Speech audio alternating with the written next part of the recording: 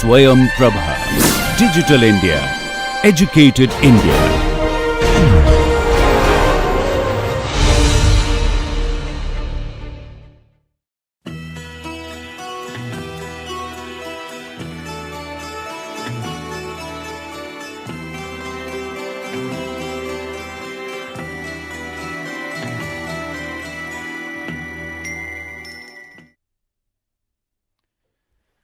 Welcome to this lecture 23 on groundwater hydrology, and here in this lecture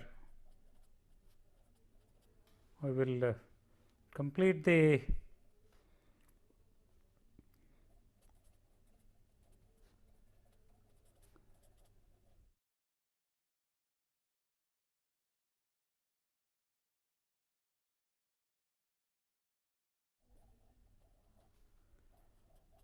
from miscellaneous sources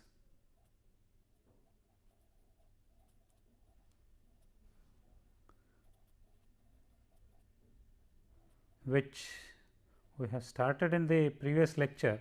So, that we will be completing, that we will be continuing with and completing, then followed by attenuation of this groundwater pollution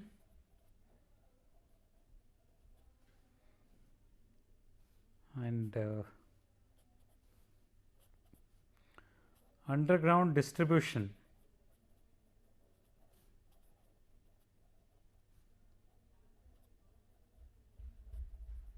of groundwater pollutants.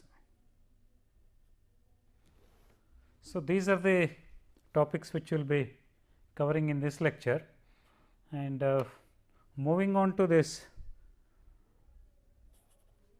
groundwater pollution.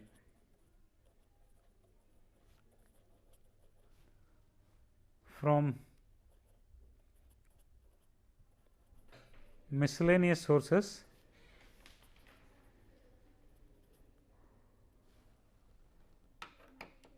so we will be in the previous class. Okay. In the previous class, in the previous lecture, we discussed about the various causes such as urbanization, the miscellaneous causes of groundwater pollution such as urbanization, surface spills and surface discharges, stockpiles and septic tanks, cesspools. So, today we will go to, that is roadway de-icing, followed by saline water intrusion,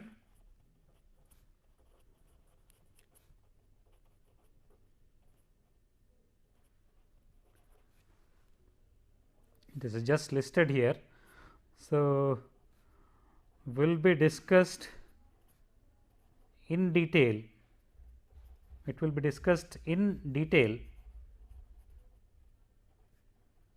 in another module, another separate module.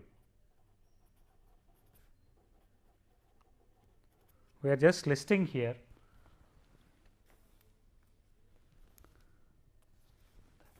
So, it will be followed by two more the causes, miscellaneous causes, that is interchange through wells, followed by surface water. So, these are the four remaining causes under the miscellaneous sources we will be discussing today. Now, coming to this roadway de-icing,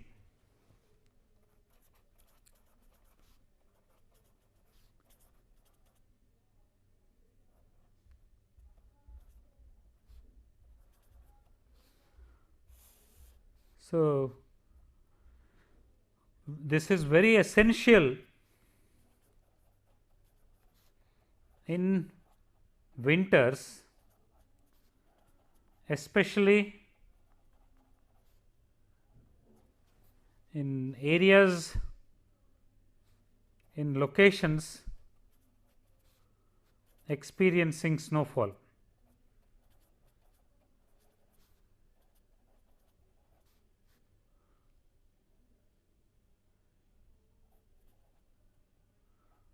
Snowfall and other solid forms of precipitation. So, in this,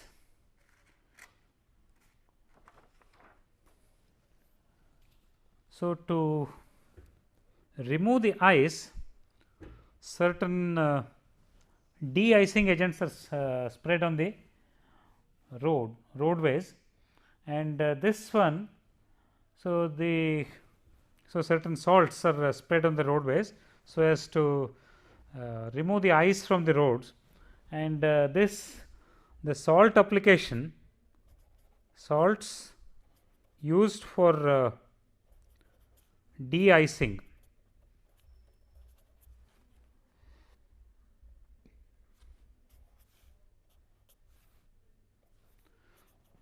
the application ranges from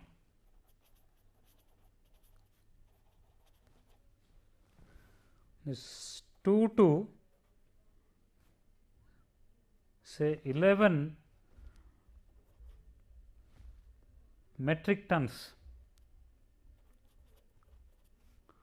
per, I am sorry, this is a British ton, which almost is same as the metric ton. So, that is per single lane, or say per lane per kilometer in the winter season. So, therefore, so what this does is, so the main salts are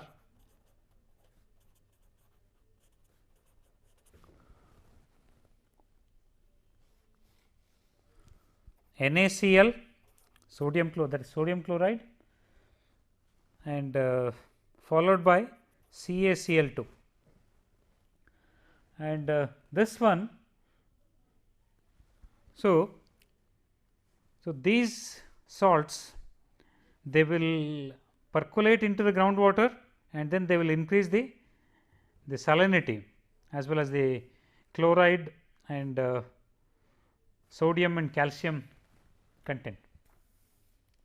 So, that is it is very important to consider this in the, that is abatement or reduction of the pollutants. So, next, that is saline water intrusion. So, that will be discussed separately in a module, in a new module. Then now we will go to the interchange through wells. So, here, so these wells offer vertical connection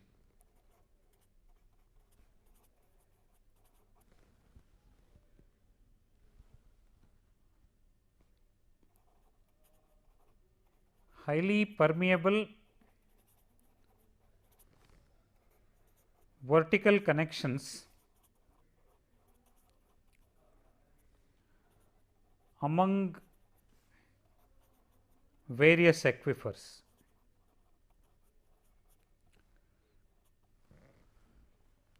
So, in this, so therefore, what happens is, so through these wells, so the pollutants enter from one aquifer to another aquifer through these wells. Now, let us discuss two separate cases as given by this one, that is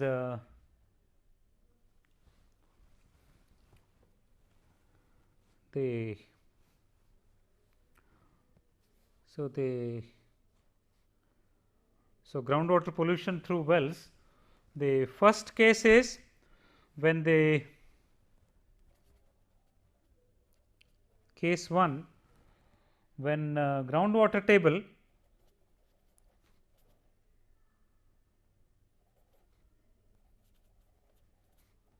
is above the piezometric surface.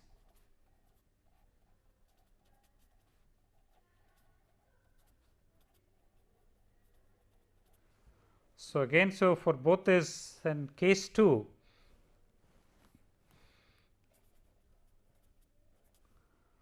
say when the groundwater table is below the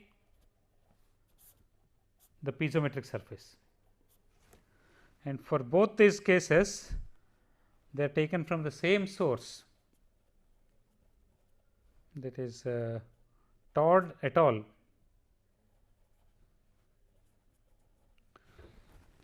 Of 1976. Now, let us consider this case 1. So, here, so this is the ground surface, and this is a well.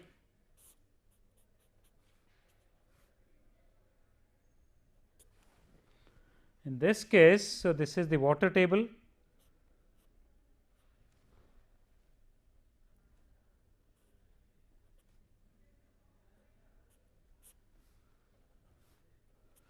whereas the piezometric surface, that is below the water table. So, this is the piezometric surface, and let us indicate this as PS. So, in this case,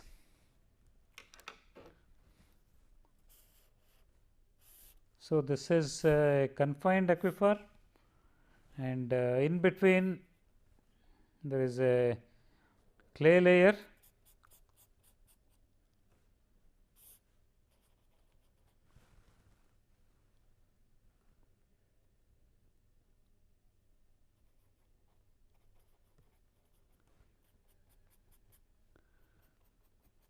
and then let us consider just one confined aquifer and one unconfined aquifer. So, here what happens is, so because the piezometric surface is below the water table, so there will be flow into the well.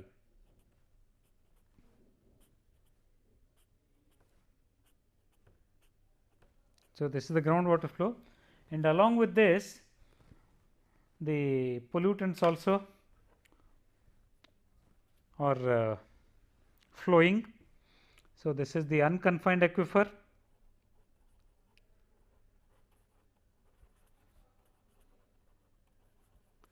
and here it is the confined aquifer,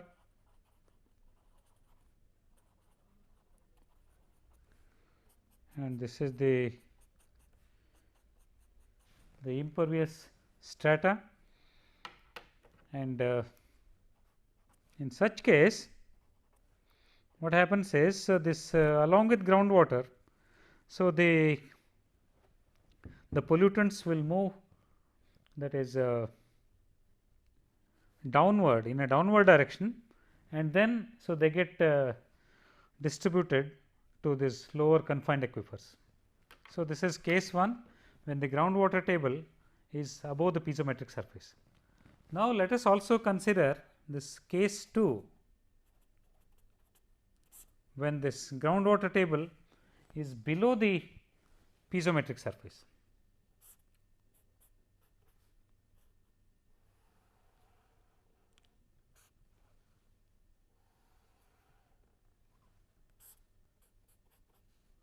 So, this is the ground level, and then in this case the water table, I am sorry, the piezometric surface is above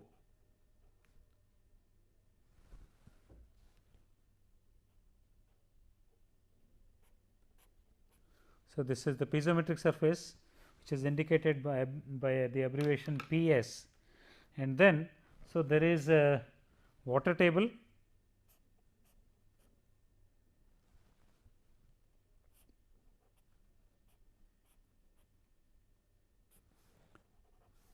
which is below the piezometric surface,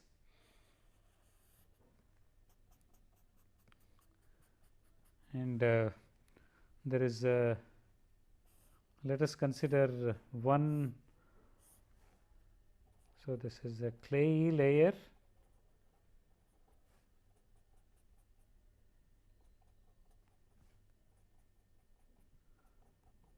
and then so this is the unconfined aquifer,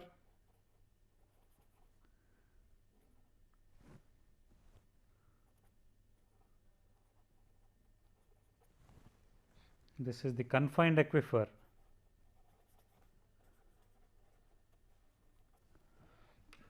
So, in this case, because the piezometric surface is above the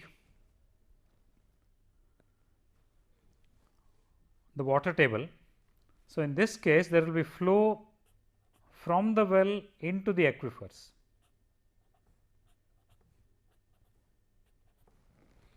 And in this case, because the piezometric surface is above, so the pollutants move from, that is the, in an upward direction, and so these pollutants get distributed in the upper aquifers. So, like this, so the wells, so they result in this, they cause pollution through, that is when in two cases. The first one is when the groundwater table is above the piezometric surface, and the second case is when the groundwater table is below the piezometric surface. Now, let us come to the last cause of among the miscellaneous sources, that is a surface water.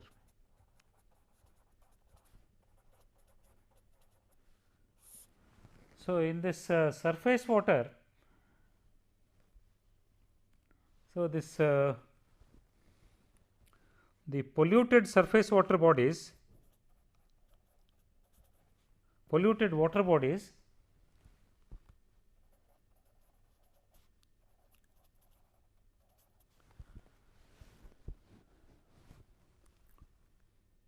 become sources of this groundwater pollution. So, in this case, let us say there is a, so this is the ground surface, and then so there is a well with a strainer here. So, this is the ground surface, and here, so there is a polluted surface water body. So, this is a polluted water body, and in this case, and so this is a pumping well,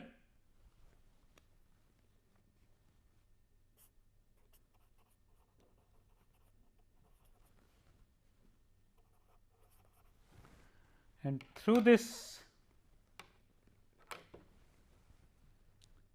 so this is the water level in the pumping well, and here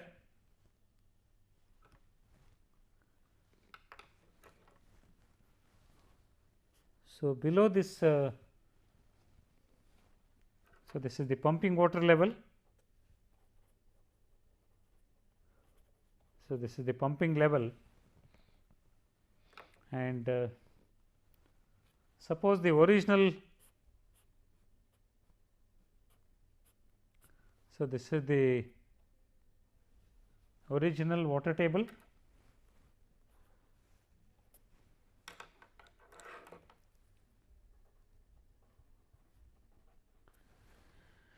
So, in this case,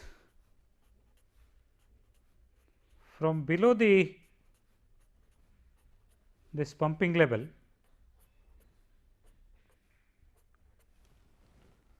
this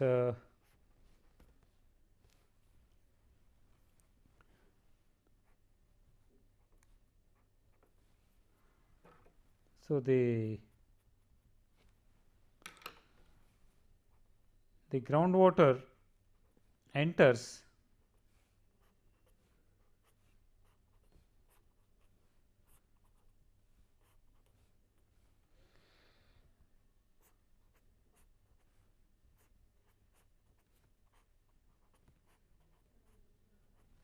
from the polluted water body, obviously.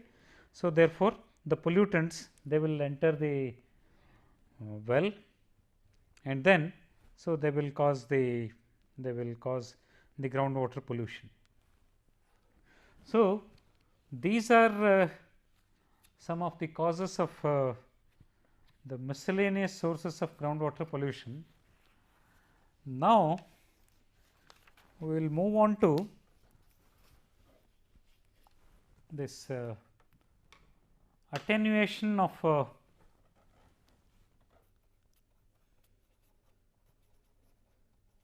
attenuation.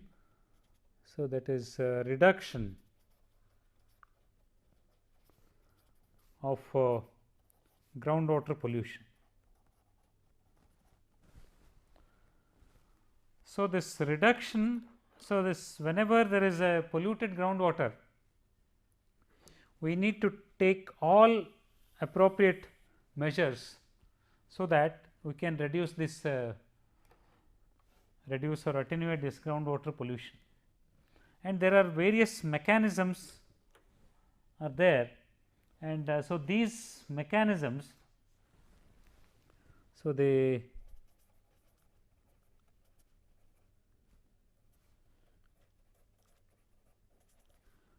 are, firstly, it is the filtration, then the second one is the sorption, the third one, the third mechanism is the chemical processes,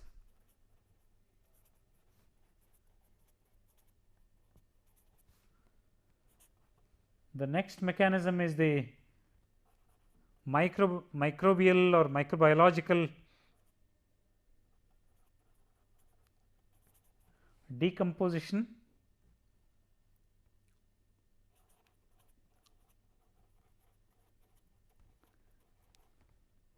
and last but not the least, it is the dilution.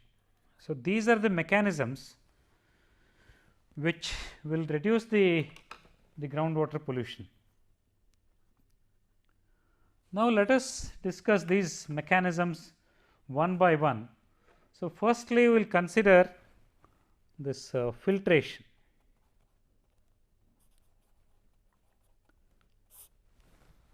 So, this filtration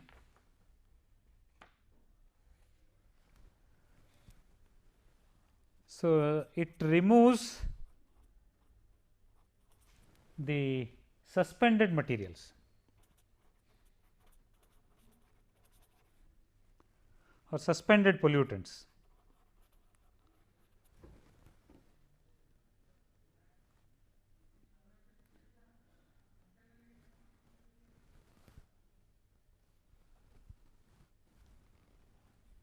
And hence reduces this groundwater pollution. So, in this case,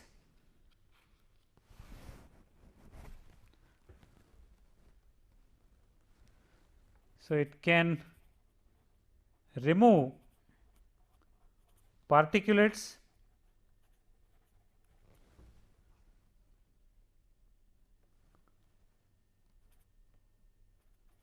of Fe, iron or manganese, and precipitates.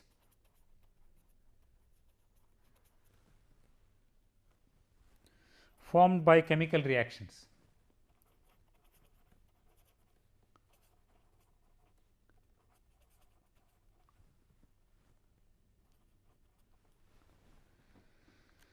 So, this filtration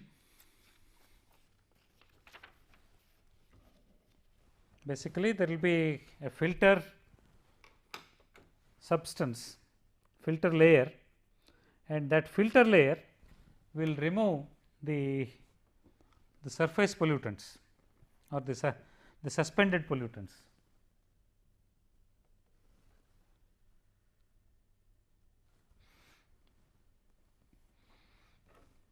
And that is very important in case of the surface polluted surface water infiltrating into the groundwater and then causing pollution. So, that this filtration will take care of that. Okay, so, in this filtration, so the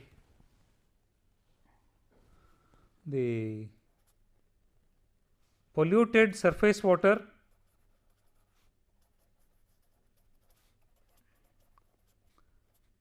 infiltration is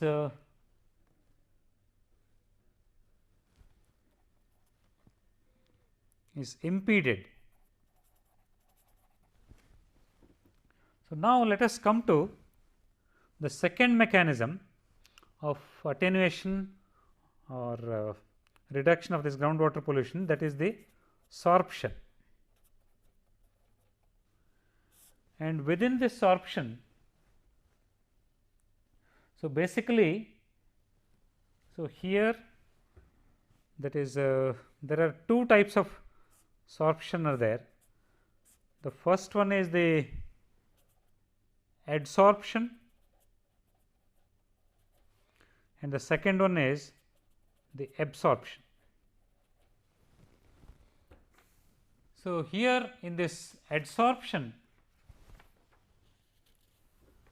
it is the, so this adsorption is the accumulation of material. So, in this case the pollutant at water solid interface.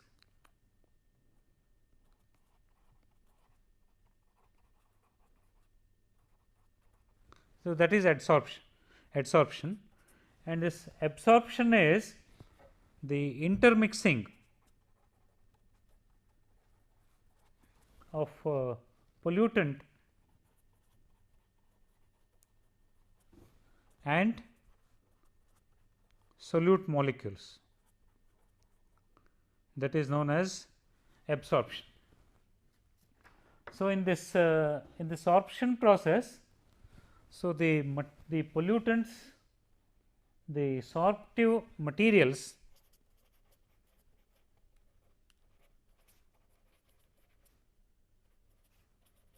are clays, metallic oxides and hydroxide,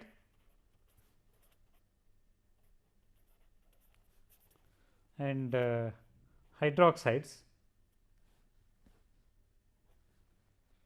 So, that is hydroxides,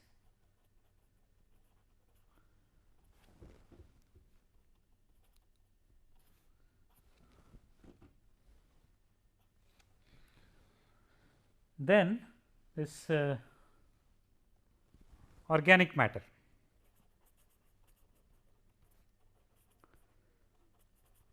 So, they are used to facilitate the process of sorption or induce the mechanism of sorption. So, here except chloride, because chloride is mostly soluble. So, most of the materials are most of the pollutants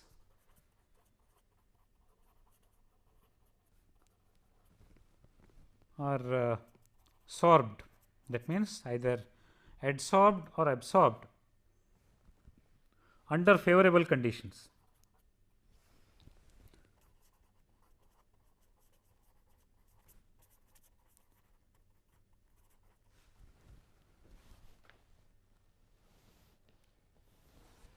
And of course, this one, the nitrate and sulphate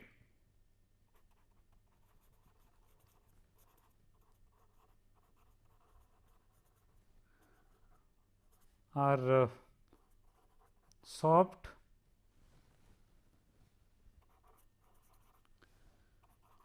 to a lesser degree.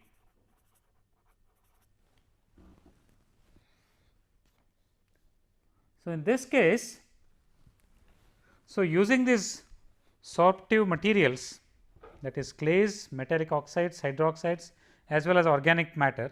So, most of the materials, most of the pollutants, they are made to undergo either adsorption or absorption, and thereby, so it is removed. So, this is the second mechanism of attenuation or reduction of this groundwater pollution. So, now we will go to the third mechanism, that is the chemical processes for pollution attenuation.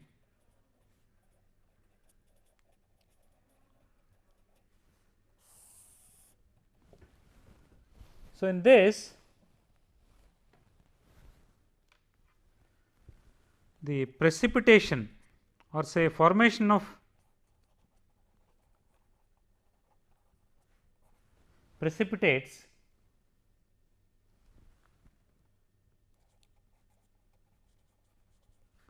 in groundwater occurs when ions are in sufficient quantity.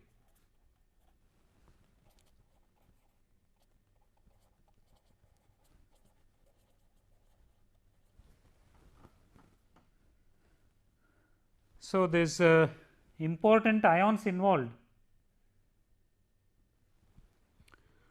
So, the important ions involved in precipitation reactions are this precipitates. So, there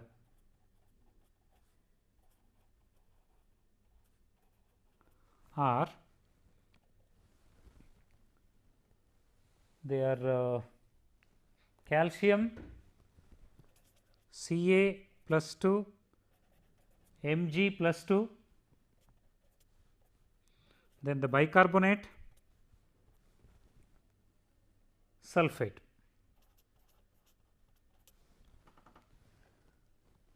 And of course, the trace elements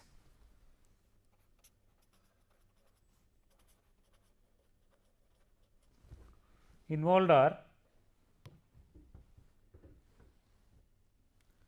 trace elements with precipitation potential are arsenic ion,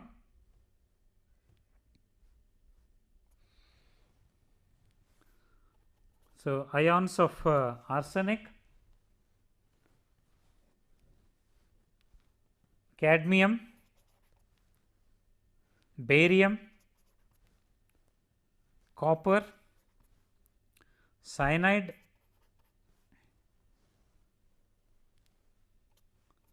so fluoride, Fe, ferrous and ferric, lead,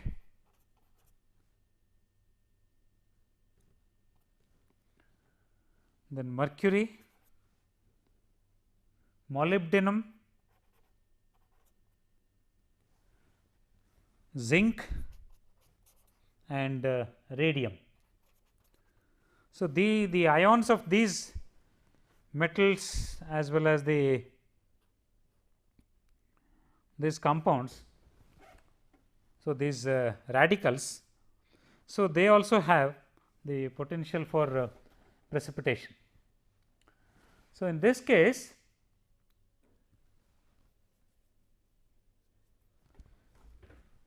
wherever,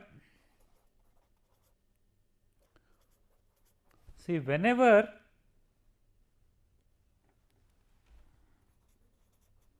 there is a minimum moisture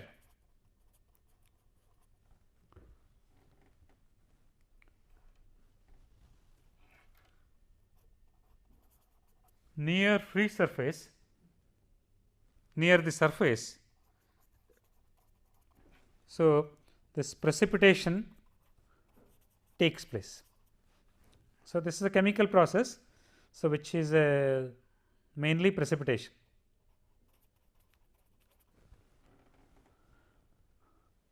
And in the zone above water table,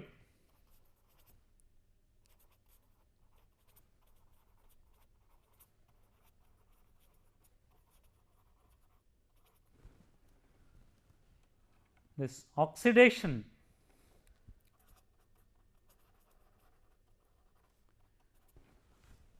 is the important chemical process for pollution attenuation.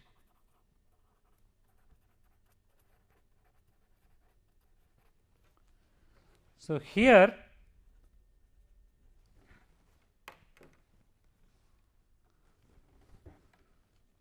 in this case,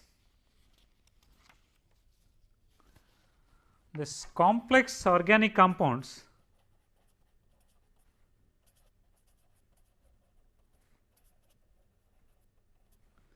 so they undergo oxidation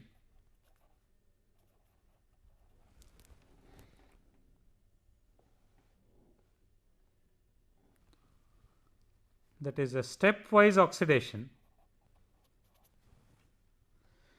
and eventually they are ready,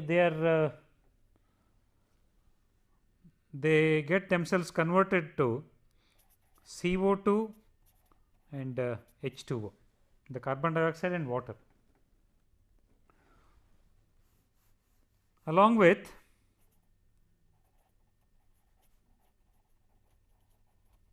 numerous inorganic ions. So, this is a stepwise oxidation process, and here, so this additionally oxidation, so this is additionally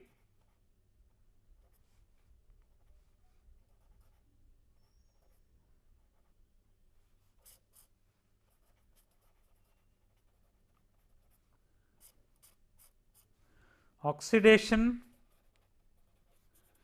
and reduction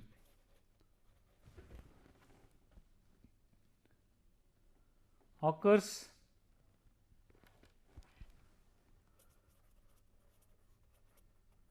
along with other chemical processes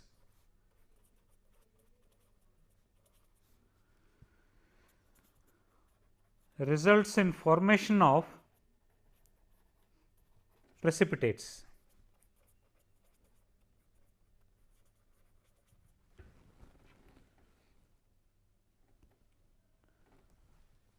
Comma, deposits of insoluble trace metals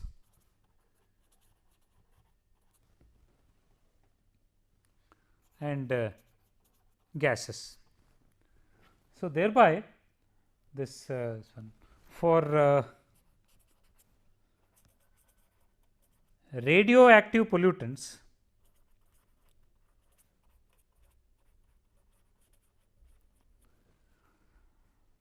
So, this radioactive decay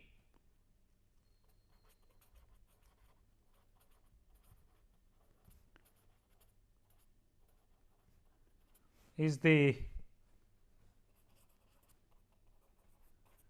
important mode of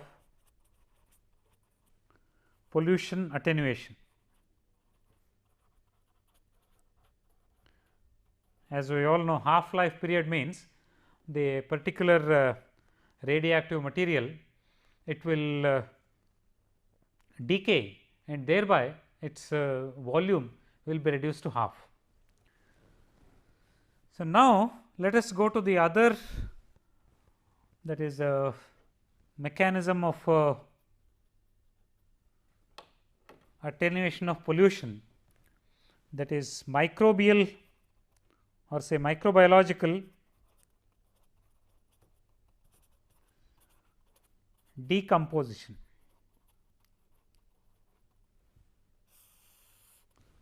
So, here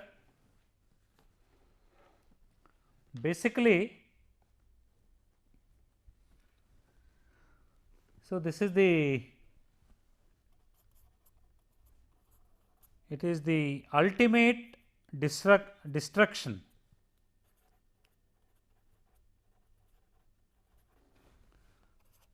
of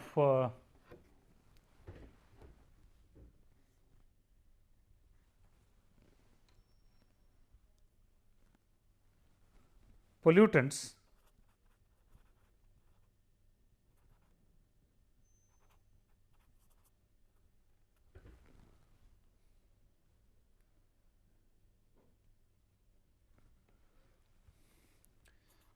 due to microorganisms.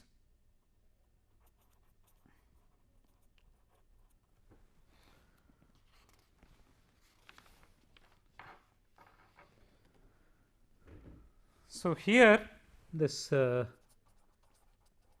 bacteria, viruses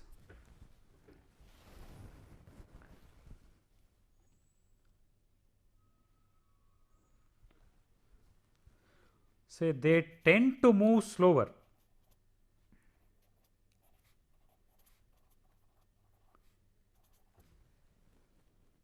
through porous media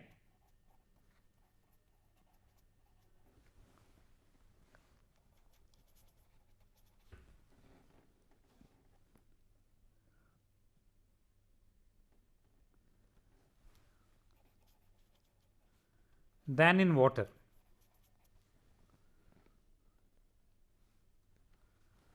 So, this pathogens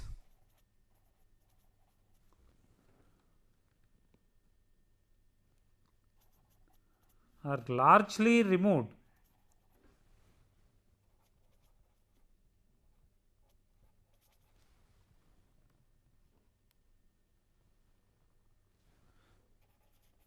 by passage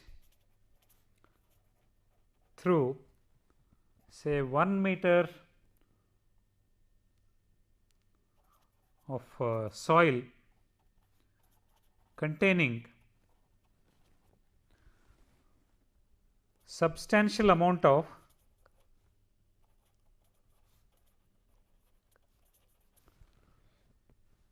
clay and silt. So, basically when this clay and silt, so they are fine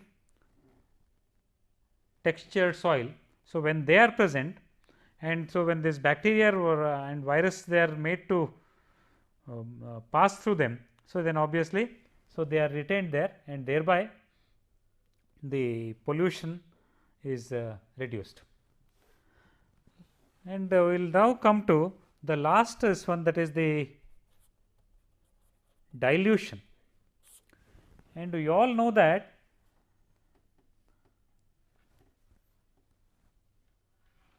the pollutants, and there is a very famous say that pollution, the solution is dilution. That is, a solution to pollution is dilution. So, in this case, the pollutants which are flowing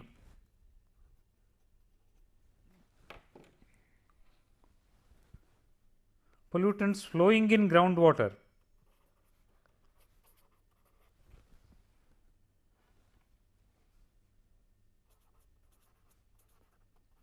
get diluted in concentration by hydrodynamic dispersion.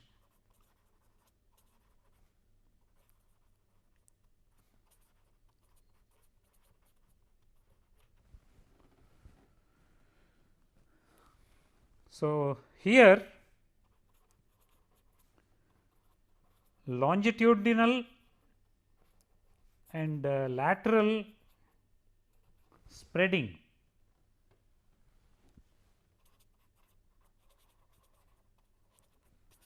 of pollutants takes place. Thereby,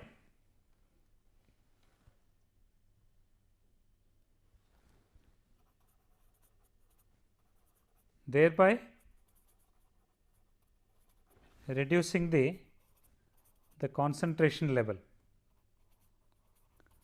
of pollutants.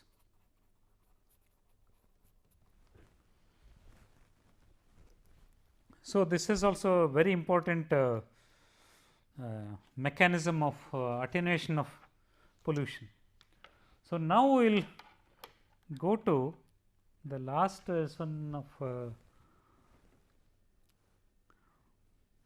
the last topic to be covered in this lecture, that is the underground distribution of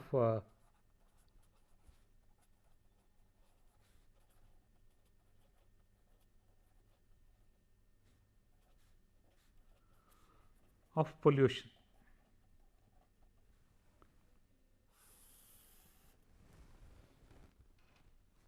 So, here suppose there is a waste site and let us say this is the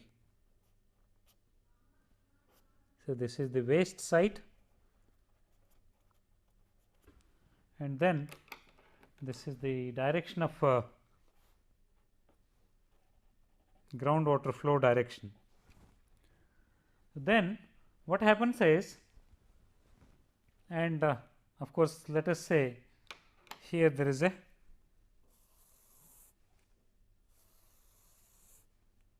river. So, this is a river. So, in this case, so the concentration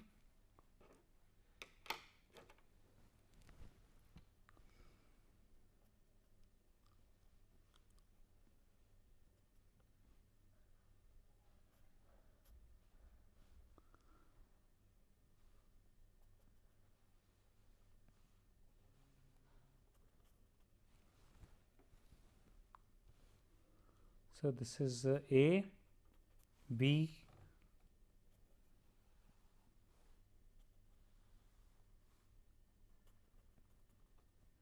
so this is C,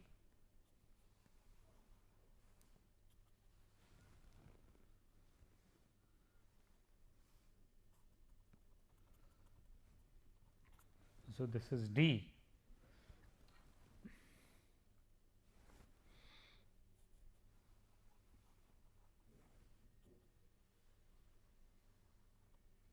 So, this is E. So, here, so this so this is taken from the source. So, this figure is taken from the source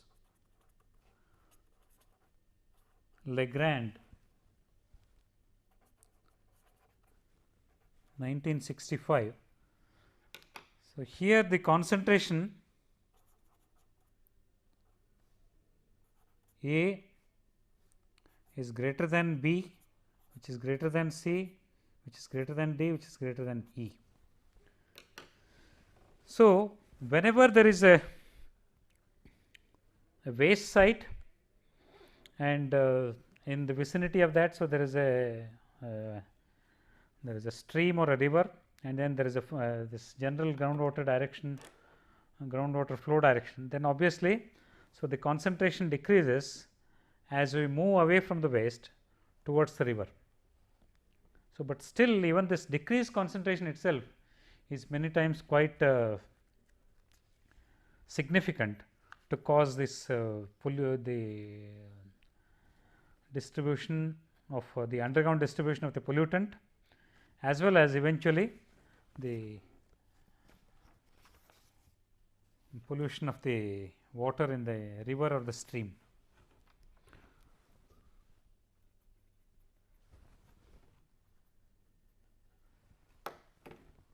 So, similarly, there have been other this one. Suppose there is a landfill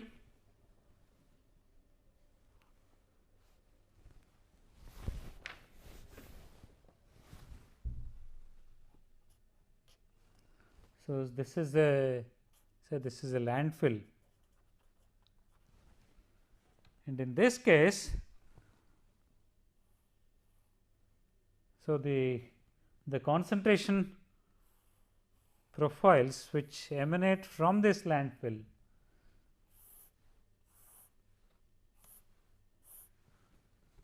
so they are they gradually decrease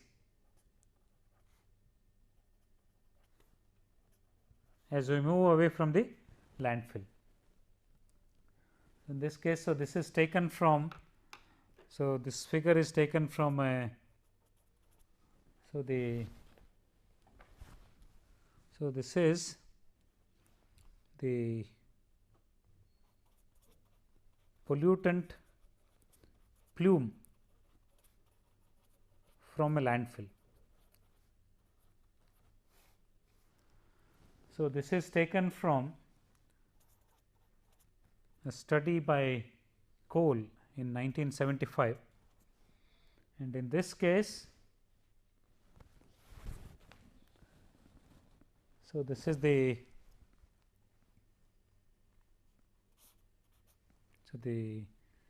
general groundwater flow direction.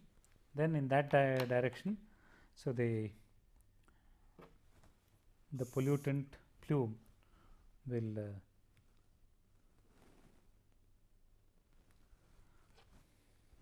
so this is the groundwater pollutant plume. Similarly, say here when there are there is another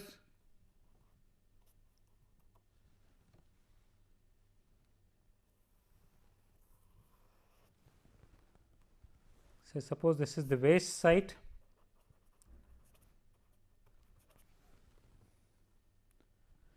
and this is a former boundary, and then so this is the latter or say present boundary, and in this case, so this is the groundwater flow direction. So, this is the enlarging plume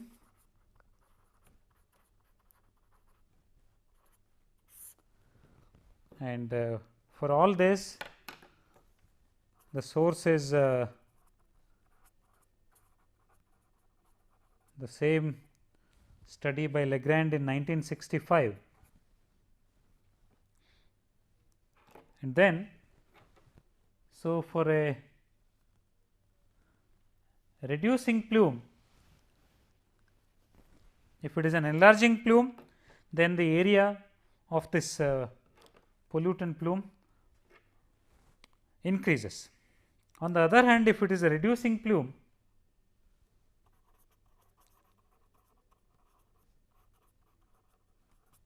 in this case, say suppose this is the waste site, then the if the former boundary is this one and the present boundary, so this is the present boundary or latter say that is the present boundary. So, the present boundary will become shorter, whereas the former boundary is larger. So, this is a case of a reducing plume, and then so there can also be, so also this nearly stable like that. So, there can be nearly stable plume in which the former boundary as well as the present boundary is more or less the same. So, this in case of nearly stable plume, so the former and present boundary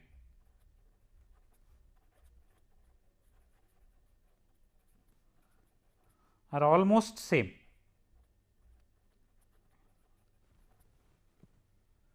So, this is the source,